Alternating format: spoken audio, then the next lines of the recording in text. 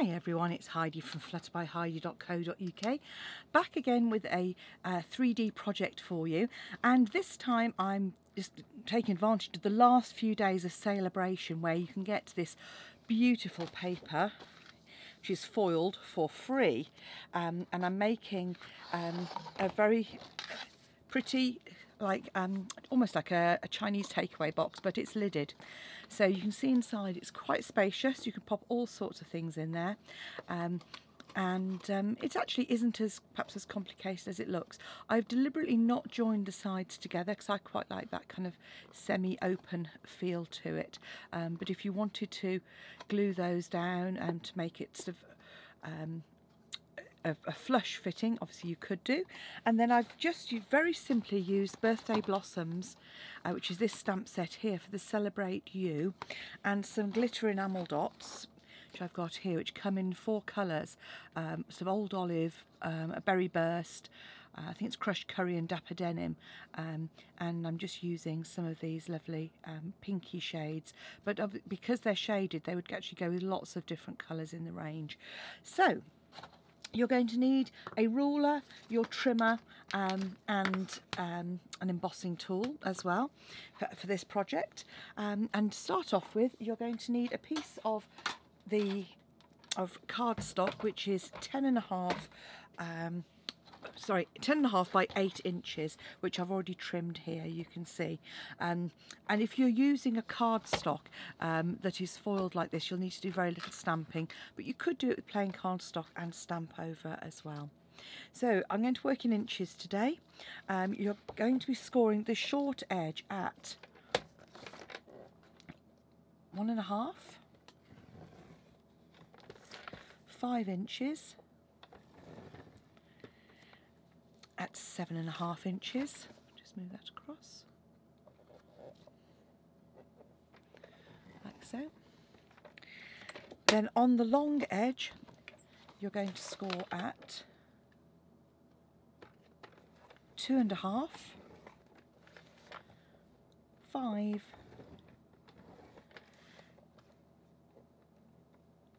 at 7.5, and at 10.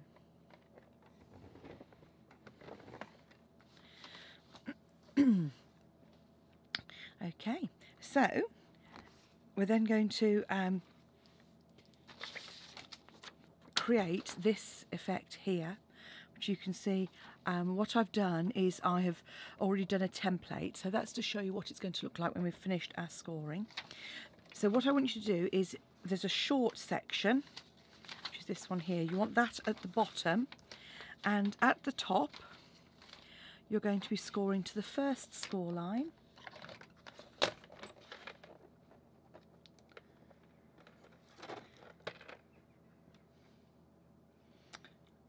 at 1,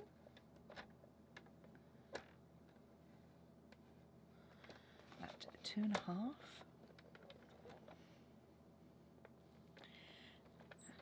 at 3.5, and you can just see I'm just scoring just to this, hopefully, just to this first line just here. So that was at 3.5, at 5, and you're coming down to just about the 4 centimetre mark, at 6 inches, at 7.5 inches, at 8.5 inches, and at 10 inches. And those are going to give you the guidelines for you to trim away to make the base of the box. So it's for this bit here to make it narrower. Then pop our scoreboard away and come in with your ruler.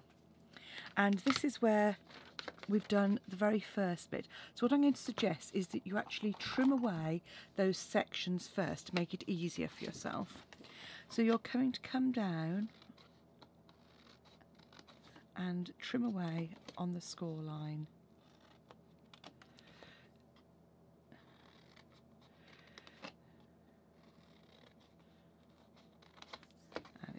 this one in the middle.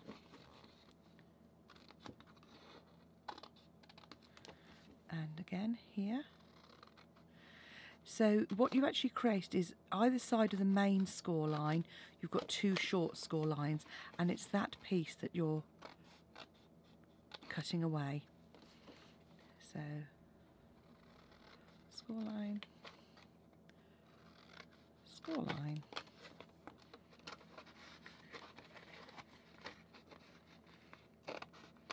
I'm actually going to check that one because that doesn't look quite right. And one on the end. You'll find after a while that you kind of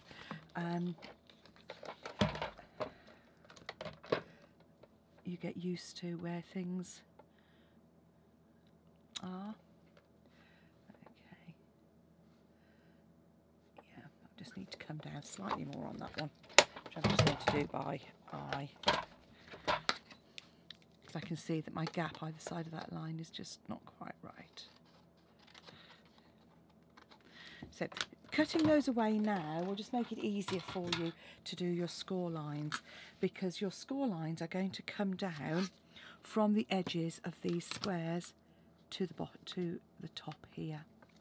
So all you're going to do is score using your embossing tool on either side.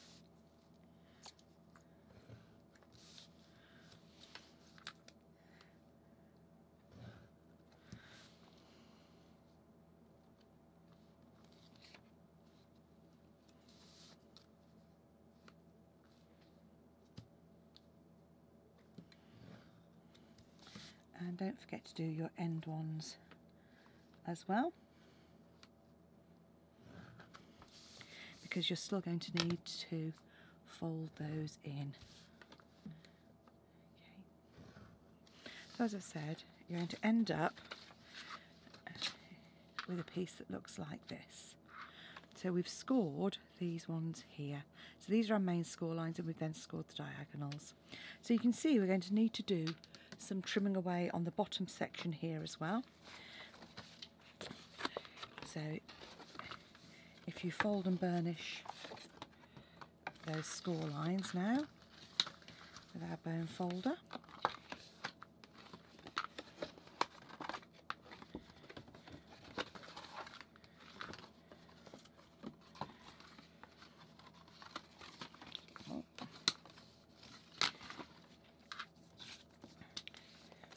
so I'll leave that one out there so you can see what I'm doing. So we're just trimming this one away to create a tab.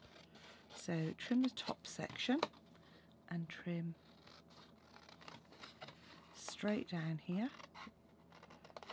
Trim the whole of this section away, so just come across with our snips.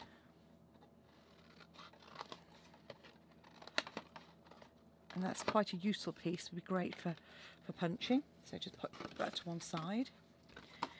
Then come down again, straight down the side here, and just take that probably just about a centimetre or half an inch beyond the score line. And then you come straight down here. This is for our lid, and that's our join. So we can just pop a little notch off either of the edges of the tab. Because these are our flaps, as we usually do, just come down either side at a slight angle, like so.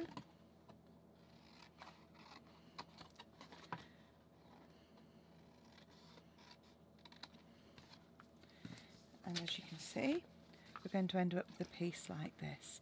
This is our lid, our two flaps, and this is our base here. So, having done that, we can now start our construction.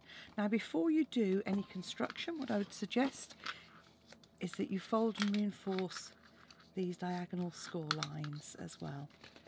So, with the diagonals, just come in either side of those and just reinforce. And you'll just go with the score lines to start off with, and then you're going to come back and fold them back on themselves.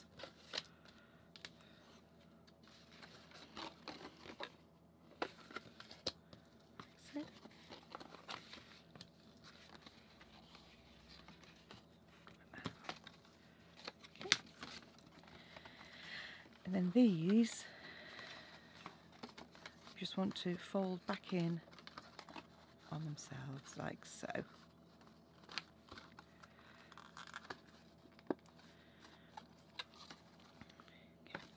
So now we're going to fold our side panels together and fold the base of the box. Now for this I'm going to use thin red tape. That really does do the trick. And the only tricky bit about this box is this little bit, because what you're going to do is you're lining up this edge here and overlapping it. Okay. So you can fold it, what I recommend is that you fold it flat so that you can get that nice and neat. And I put the tape on the inside of this skinny triangle. Burnish it well down well.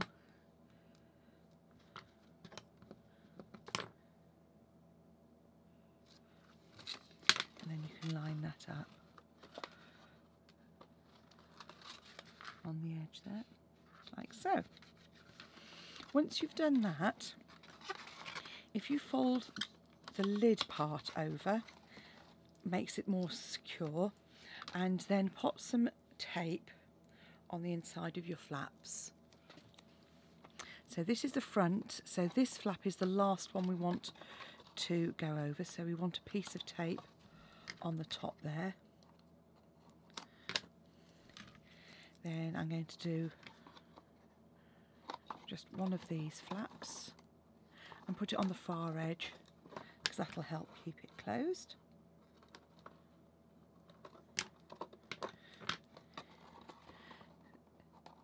So with this, line it up and fold and pinch those closed. Then push those four corners in, fold our flap down,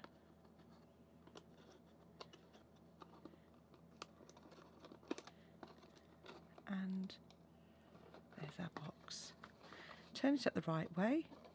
Just fold the tops of those creases in, make sure they're nice and flush, and there's our box.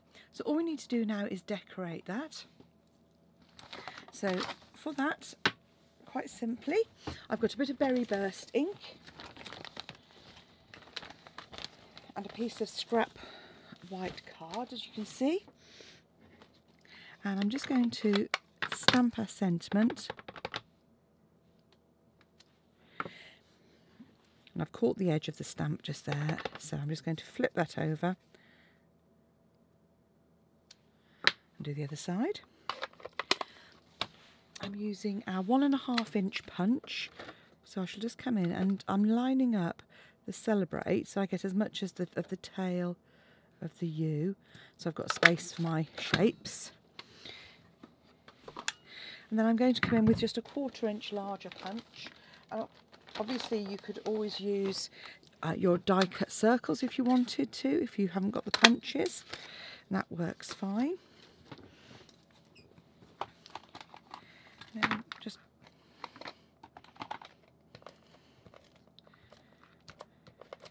pop a bit of glue on the back there and layer it up on the circle. Come in with our dots.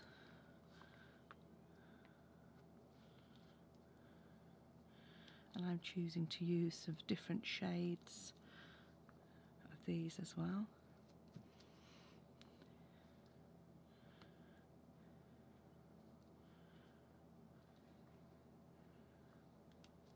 So, and all you need now is to pop a dimensional on the back there.